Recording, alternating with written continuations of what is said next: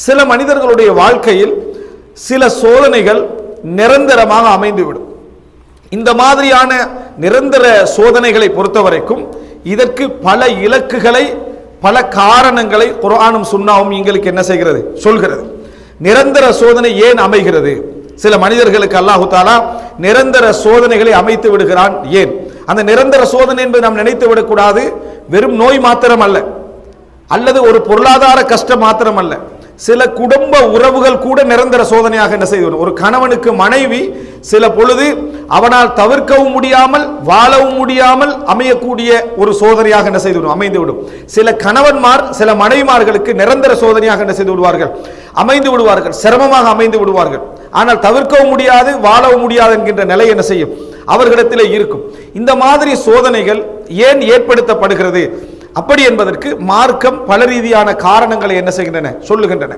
ரசூலுல்லாஹி அந்த சோதனைகள் என்ன, அதை எப்படி கையாள்வது என்பது இரண்டாவது.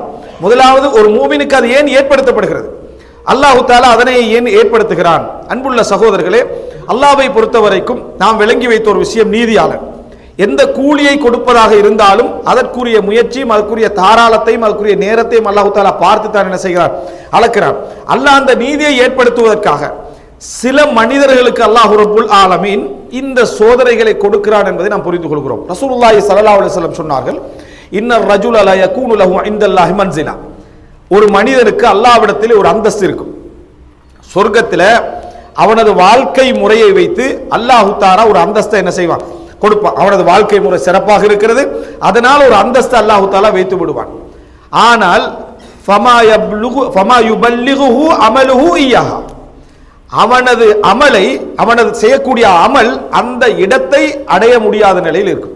அவனது செயல்பாடு, அவனது அன்றாட வணக்க காரியங்கள் அந்த அந்தஸ்து கொடுக்கிறதுக்கு போற லெவலுக்கு என்ன, அவன்கிட்ட செயல்பாடுகள் இல்லை. ஆனால் அவன் அதுக்கு தகுதியுடைய மனிதன். வேறொரு காரணமாக, வேறொரு அஹ்லாக்கால, வேறொரு பண்பாட்டால அல்லது பாவங்கள் குறைவால அதற்கு தகுதியான மனிதன் அவன். அல்லாஹ் தஆலா அவனுக்கு அந்த அந்தஸ்தை வைத்திருப்பான். அவனது செயல்பாடு அந்த இடத்துக்கு போற மாதிரி என்ன அமல்களாக இருக்காது. ஃபலா யஸாலுல்லாஹு யப்தலிஹி பிமா யக்ரஹ் ஹத்தா யுபல்லிகஹு இய்யாஹா. அதாவது அல்லாஹ் தஆலா அவன் வெறுக்கக்கூடிய ஒரு விஷயத்தை கொண்டு அவனை தொடர்ந்து சோதித்துக் கொண்டே இருப்பான், அந்த இடத்தை அவனுக்கு கொடுக்கும் வரைக்கும். அந்த இடத்தை அவனுக்கு கொடுக்கும் வரைக்கும் அவன் வெறுக்கக்கூடிய ஒரு காரியத்தை கொண்டு அவனை தொடர்ந்து சோதித்துக் கொண்டே இருப்பான். ஃபலா யஸாலுல்லாஹு யப்தலி பிமா யக்ரஹ். அவன் வெறுக்கக்கூடிய ஒரு சோதனை அல்லாஹ் தஆலா அவனுக்கு தொடர்ந்து கொடுப்பான். எதற்காக என்று சொன்னால், அந்த சோதனையின் ஊடாகவாவது அவன் என்ன செய்யணும். ஏனென்றால் நன்மை நம்ம தேடி பெறுவது, சோதனை நம்மளை நாடி வருவது. நன்மை என்பது நம்ம தேடி பெறக்கூடிய ஒரு விஷயம், சோதனை நம்மகிட்டயே இருக்கும். அதனால அதிலிருந்து வெளியே போகலாம் இருக்கும். அவன் அதுல செய்ய வேண்டிய ஒரே ஒரு வேலை என்ன, பொறுமை.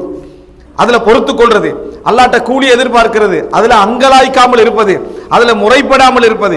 இப்படி இருப்பதன் ஊடாக, அந்த வெறுக்கக்கூடிய சோதனையின் ஊடாக அல்லாஹ் என்ன செய்யறான்டா, அவனது பொறுமையின் காரணமாக, அவனோட பிரார்த்தனையின் காரணமாக, இறைவன் மீது அவன் ஆசை வைப்பதன் காரணமாக, அந்த சோதனை அவன் முறையாக கையாள்வதன் காரணமாக அந்த அமல அல்லாஹ் தஆலா என்ன செஞ்சிருவான், அவருக்கு கொண்டு போய் அந்த இடத்தை அல்லாஹ் தஆலா அவருக்கு சேர்த்து விடுவான். ரசூலுல்லாஹி ஸல்லல்லாஹு அலைஹி வஸல்லம் சொல்றாங்க.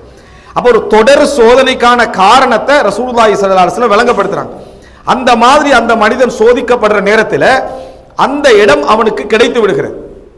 என்ன காரணம் அப்படி என்று சொன்னால், அல்லாஹ் ரப்புல் ஆலமீன் ரசூலுல்லாஹி ஸல்லல்லாஹு அலைஹி வஸல்லம் அவர்களை பார்த்து சொல்கிறான், ஃபஸ்பிர் சபரன் ஜமீலா, ஃபஸ்பிர் சபரன் ஜமீலா, அழகான பொறுமையாக பொறுப்பீராக அப்படின்னு சொல்லி. இந்த குர்ஆன்ல அழகான என்று வரக்கூடிய இந்த பொறுமை போன்ற வர்ணனை எல்லாமே சப்ருன் பிலா ஷக்வா, அதாவது முறைப்பாடற்ற பொறுமை, முறைப்பாடு அற்ற பொறுமை. இன்னொருவர்கிட்ட போய் இப்படி நடக்குது என்ன செய்ய, என்னால எதுவும் முடியல, இருந்தாலும் பொறுத்துட்டிக்கிறேன் என்று முறைப்பாடுகள் செய்யாமல் அது வாழ்க்கையில ஒரு அங்கமாக ஏற்றுக்கொண்டு அப்படித்தான் நான் வாழ்கிறேன். சில மனிதர்களை நாம பார்ப்போம், நமக்கு கிடைத்த சந்தோஷங்கள் மகிழ்ச்சியில் அரைவாசி கூட அவருக்கு கிடைச்சிருக்காது. பெரும் சோதனைக்குள்ள இருக்கக்கூடியவராக நம்ம பார்ப்போம்.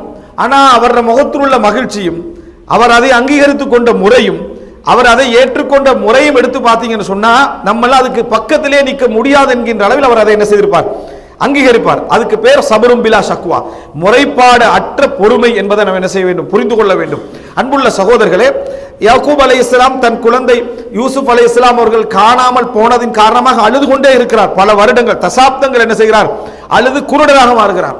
அப்ப அந்த நேரத்தில் அந்த பிள்ளைகள் சொன்ன நேரத்தில், நீங்க இப்படியே யூசுஃபை ஞாபகப்படுத்தி கொண்டே இருக்கிறீர், அழிந்து போகின்ற வரைக்கும் இப்படித்தான் என்ன செய்வீங்க இருப்பீர்கள் என்று சொன்ன பொழுது அவர் சொன்ன வார்த்தை என்ன தெரியுமா? இன்னமா அஷ்கு பஸ்தி வ ஹுஸ்னி இலல்லாஹ், எனது வேதனையும் எனது உள்ள கிடக்கைகளையும் நான் அல்லாஹ்விடமே என்ன செய்கிறேன், நான் முறைப்படுகிறேன். அதாவது உங்கள்கிட்ட நான் என்ன செய்யல, நான் முறைப்படவில்லை. அதனால தான் அவர் ஆரம்பத்தில் என்ன சொல்றாருன்னா, ஃபஸபுருன் ஜமீல் வல்லாஹுல் முஸ்தஆன், அதாவது பொறுமையே என்னது, வல்லாஹுல் முஸ்தஆனு அலா மா தஸிஃபூன், அழகான பொறுமையாக நான் பொறுத்துக் கொள்கிறேன், நீங்கள் வர்ணிப்பதற்கு அல்லாஹ்வே போதுமானவன் என்ற வார்த்தை என்ன செய்கிறார், சொல்கிறார்.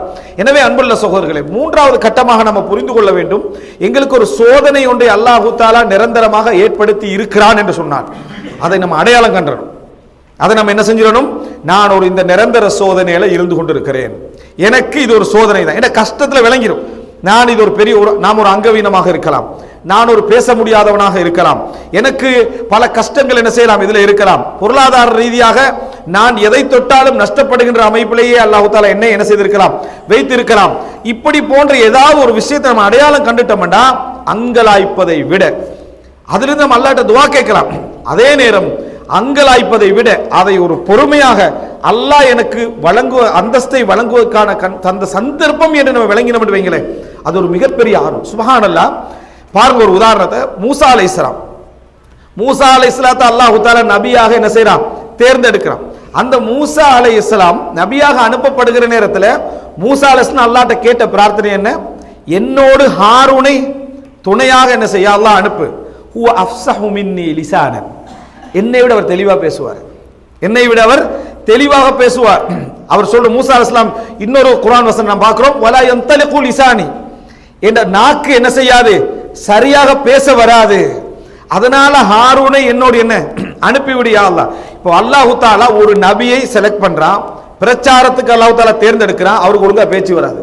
பேச்சாளர்கள் தான் பிரச்சாரகர் என்ற அர்த்தம் அல்ல, பேச்சாளர்கள் தான் பிரச்சாரகர்கள் என்ற அர்த்தம் அல்ல. அல்லாஹ் தஆலா மூசா அலைஹிஸ்ஸலாத்தை நபியாக அந்த தேர்ந்தெடுக்கிற நேரத்தில் அவர் பேசக்கூடியவர் அல்ல, தெளிவாக சொல்லக்கூடியவர் அல்ல, தெளிவாக மற்றவர்களோடு வாதிக்கக்கூடியவர் அல்ல.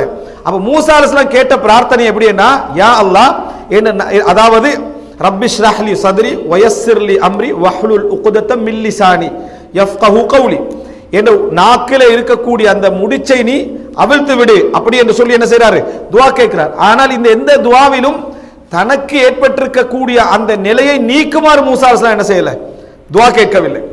மூசா அலைஹிஸ்ஸலாம் நான் பேசுகிற நேரத்தில் அவர் அடுத்த தரப்பு விளங்கக்கூடிய அமைப்பில் எனது நாக்கிலிருந்து முடிச்ச என்ன செய்து விடு, அவிழ்த்து விடு என்று கேட்டார்.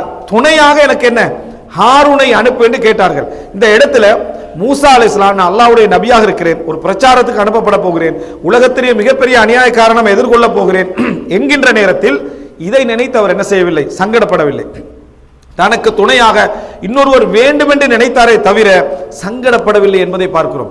ஒரு நபியால் இதை அங்கீகரிக்க முடியும். அல்லாஹ்விடத்தில் அவர் நினைத்திருந்தால் ஹாரூனை என்னோடு அனுப்பு என்று சொல்லாமல் மூசா அலைஹிஸ்ஸலாம் என்ன செய்திருக்கலாம், முழுமையாக அந்த ஃபசாஹத்தை அந்த தெளிவை எனக்கு தாண்டி என்ன செய்திருக்கலாம், மூசா அலைஹிஸ்ஸலாம் பிரார்த்தித்திருக்கலாம், பிரார்த்திக்கவில்லை. அன்புள்ள சகோதரர்களே, இது ஒரு மிகப்பெரிய ஒரு படிப்பினை, ஒரு நம்ம சிந்தனையில் இருக்கக்கூடியவர்களுக்கு மிகப்பெரிய படிப்பினை. நிரந்தர சில சோதனைகளை அல்லாஹ் ரப்புல் ஆலமீன் மனிதனுக்கு இப்படி அமைத்து விடுகின்ற பொழுது மனிதன் அதை பொறுமைசாலியாக இருந்து மற்றவர்களிடத்தில் முறைப்படாத அமைப்பில் அதை கையாள்வதில் மிக முக்கியமாக இருக்க வேண்டும். அன்புள்ள சகோதரர்களே, அய்யூப் அலைஹிஸ்ஸலாம் நம்ம வரலாற்றில் எவ்வளவோ படிக்கிறோம். அவருக்கு ஏற்பட்ட ஒரு நோய் நமக்கு ஏற்படுவதை விட்டு அது ஒரு நாள் 2 நாள் நிலைப்பதை கூட நாங்கள் விரும்ப மாட்டோம். மற்றவர்கள் எல்லாம் பகைத்து இறுதியாக மனைவி மாத்திரம் இருந்து மனைவி கூட சஞ்சலப்படக்கூடிய இடத்த அளவுக்கு அவருடைய நோய் என்ன செஞ்சுட்டு பல வருடங்களாக அவரிடத்தில் இருந்ததை நம்ம என்ன செய்கிறோம், பார்க்கிறோம். அய்யூப் அலைஹிஸ்ஸலாம் குர்ஆன்ல நீங்க பார்க்கலாம், அவர்கள் கேட்ட நபிமார்கள் கேட்ட பிரார்த்தனைகள் எல்லாம் அவர்கள் பல நாட்களாக நீண்ட நாட்களாக கேட்டார்கள். நாம் என்ன செய்து விடக்கூடாது, எல்லா விஷயங்களையும் புரிந்து விடக்கூடாது. சில பிரார்த்தனைகளை பொறுத்த வரைக்கும் அவர்கள் பொறுமையாக இருந்து இறுதியில் கேட்டவைகள். சில அய்யூப் அலைஹிஸ்ஸலாத்துடைய பிரார்த்தனை எல்லாம் மிக நீண்ட காலம் பொறுமையாக இருந்து இறுதியாக கேட்டதுதான், தொடர்ந்து கேட்டுக்கொண்டே இருந்தவைகள் அல்ல. அவர் பொறுமையாக இருந்து ஒரு குறிப்பிட்ட நேரத்தில் மனிதனால் என்ன அதை தாங்க முடியாத ஒரு இடத்துக்கு ஆற நேரத்தில் அவர் பிரார்த்தனையாக என்ன செய்கிறார், கேட்டு விடுகிறார். அல்லாஹ் உடனே என்ன செய்கிறார், அதை கபூல் செய்கிறார். ஜக்கரியா அலைஹிஸ்ஸலாம் வயதாகும் வரைக்கும் தன் குழந்தை பத்தி என்ன செய்யல, அவர் பிரார்த்தனை செய்யவில்லை. வயதாகிய பின்னால் குழந்தை வேண்டும் என்கின்ற உணர்வுக்கு அவர் என்ன செய்கிறார், தள்ளப்படுகிறார். அப்போ பிரார்த்தனை செய்கிறார், அல்லாஹ் தஆலா என்ன செய்கிறான், கொடுக்கிறான். இந்த மாதிரியான அம்சங்களை பொறுத்த வரைக்கும் நம்ம படிப்பினை பெற வேண்டும். அல்லாஹ் அவனது சுன்னத்தை, அவனது நிர்வாகத்தை என்னில் எப்படி நடத்தி கொண்டிருக்கிறான், எனக்கு என்ன அருள் செய்து கொண்டிருக்கிறான். நிறைய பேர் அல்லாஹ் எனக்கு என்ன மரியாதை தந்திருக்கிறான் என்ற சிந்தனையிலே இல்லாமல் இருக்கிறோம். நினைத்த மாத்திரத்தில் அல்லாஹ்வுடைய வார்த்தையை என்ன செஞ்சிருவோம், பேசிடுவோம்.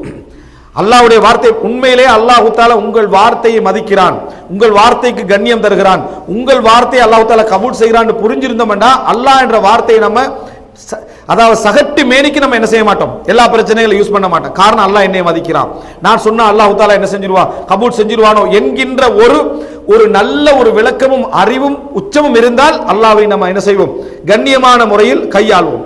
ஏனென்றால் சில மனிதர்கள் இருக்கிறார்கள், ரசூலுல்லாஹ் சொல்றாங்க என்ன, லவ் அக்ஸம அலல்லாஹி ல அபர், அல்லாஹ்வின் மீது ஆணையாக இப்படி நடந்தே தீரும் என்று அவர் சத்தியம் பண்ணினா அல்லாஹ் என்ன செஞ்சிருவான், அந்த சத்தியத்தை நிறைவேற்றுகின்ற அமைப்பில் அதை கபூல் செய்து விடுவான்.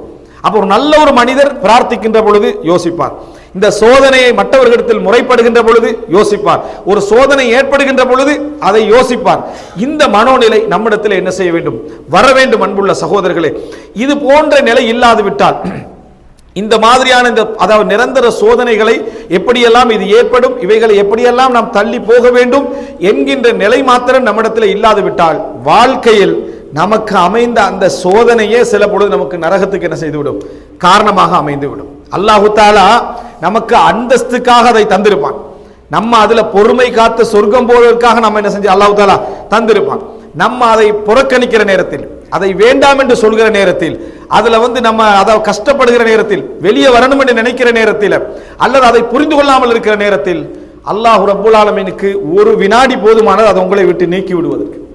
அதுக்கு பின்னால நீங்க இதுவரைக்கும் கஷ்டப்படாத ஒரு நிலைக்கு அல்லாஹ் தஆலா உங்களை மாற்றி விடுவான், அது போல மாற்றி விடுவான். அவ்வளவு பெரிய சந்தோஷங்களை அல்லாஹ் என்ன செய்து விடுவான், தந்து விடுவான்.